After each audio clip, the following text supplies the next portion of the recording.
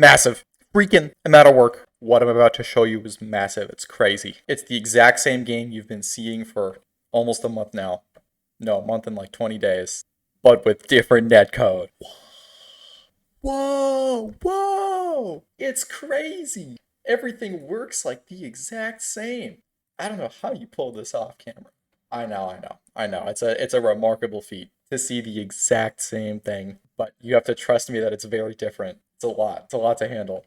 No, but seriously, it's much better now. You can't really tell from this video probably, but it always runs like sputter smooth. No matter what lag or whatever, no stutters at all. Even if you have a high refresh rate monitor, this should still work really well. I had to like kind of guesstimate because I don't have a monitor that goes faster than 60 hertz. Like if the code will work, I have no idea. It probably won't, but it should. It should. It should. It'll be. It's glorious. Oh my god, it's just so smooth. It's so smooth. I tested it with like a ping of like 400 or 500 and it still worked. This is the Overwatch netcode. There are two things that are still, not working. For some reason that I haven't figured out yet, there's two space stations and like it doesn't move. I don't really know why this is happening, but that should be pretty easy to figure out. And then also proximity voice chat is broken. The feature I spent 3 days is just now gone. It doesn't work anymore. I'm gonna have to fix that as well tomorrow. Let's take a look at the timeline. Tomorrow marks the completion of client-side prediction and some other work. Like I mean that like there's room to do more work that day because it should be pretty easy to fix those two issues I just said. Oh yeah, forgot to mention huge playtest on Saturday. Big massive 6 p.m. Join the Discord. Be there.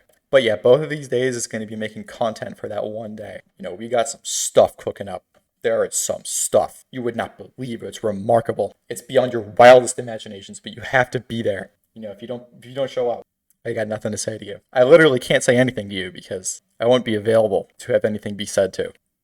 I'm going to talk a little bit about the high refresh rate monitor situation because this was really like frying my brain today. So this is the server, right? Every 16 milliseconds it's processing like that much time, right? That's the time step of the physics. Is every 16 milliseconds it does all the computation. That's at 60 frames per second. It's 16 milliseconds because like if you divide 1 second up into 60 frames, each frame will be 16 milliseconds, about 17 milliseconds. So if you have a like high refresh rate monitor, right? First off, fuck you for making the game programming really hard.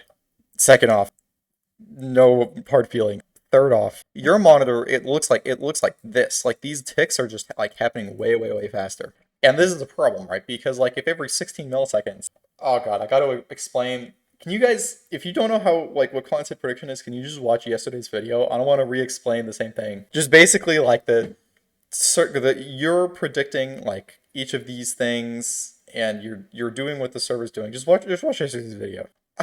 Do the whole thing again.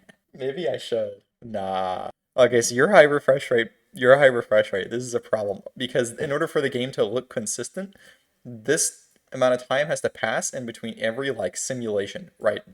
Like you don't want the game launch. It can't be time dependent. Like I can't like for physics engines and physics and games in general, how much time that like you wait between simulating. It's just not dawning on me that like somebody who doesn't know games programming, it's probably not clear to you like why you have to wait an amount of time before simulating like the physics anyways. Oh god, dude. Okay. So first things first, that there's no computers have no like concept of like continuous time. Everything is like discrete. It happens in steps. There's algorithms, right? It's like for iron 1, 2, 3, 4, 5. When you put like a floating point number, right? That's not a discrete. What it's doing is it's representing that floating point number with discrete elements. It's representing this number with like non-floaty numbers. This distinction is actually very fundamental. I'm not sure how to explain it better than that, even though that's a pretty crappy explanation. But like when you have when you have the physics and you want it to like simulate, right? It can only do so in discrete steps of time. Like reality is continuous. Like I pick up this water bottle, right? And I move it up and down. There's not, well, so actually it's discrete, but like you understand it as continuous. And like calculus is continuous. Like when you move this water bottle up and down, like it's just moving up and down, right? It's like there is a smooth continuum of like heights that this water bottle is at. Like what's that like myth of like the guy who gets halfway to the finish line every time and so he never gets there? It's like, yeah, you can keep dividing this up by half. It's continuous, right? Discrete is if there were only 4 states. It's like 1, 2, 3, 4, right? Because you can count them. Computers act discretely, right? Same thing with the physics, right? With the physics, it computes things in animation frames, right? Like pretend this is a ball that's like going to bounce down. It's like duk, duk, duk, onto the floor that I forgot to draw. How physics engines and animation software like look at this is they at each frame like decide what the ball will do next, right? But it's like, okay, it's going to go down here, it's going to go down here, then it's going to squash, then it's going to go back up. You know what I'm saying? Like frames. That was like way too simple. You guys know what frames are. Oh man, I'm sorry. Okay. So the physics engine needs to is doing what animators are doing, but like with the rules of physics in a program. It's producing discrete frames that, when played together, look like motion.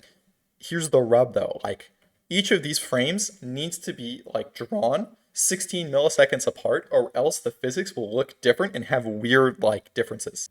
And this is especially important because like every single time the server sends a game state packet, so like every 1/20th of a second, the client is like ahead of the server by like 0.7 seconds or something like that in high latency cases. And it resimulates like an entire second of game time with all of your recorded inputs. And so it's imperative that that resimulation looks the same as it did like before when you had predicted inputs. Oh god, I don't know what a good visual for that would look like. This stuff is complicated.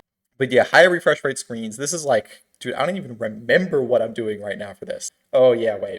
Okay. So most games, they have like 1, 2, 3. They count the number of frames and they use that to figure out multiplayer stuff. I don't do that. I count how much time has passed.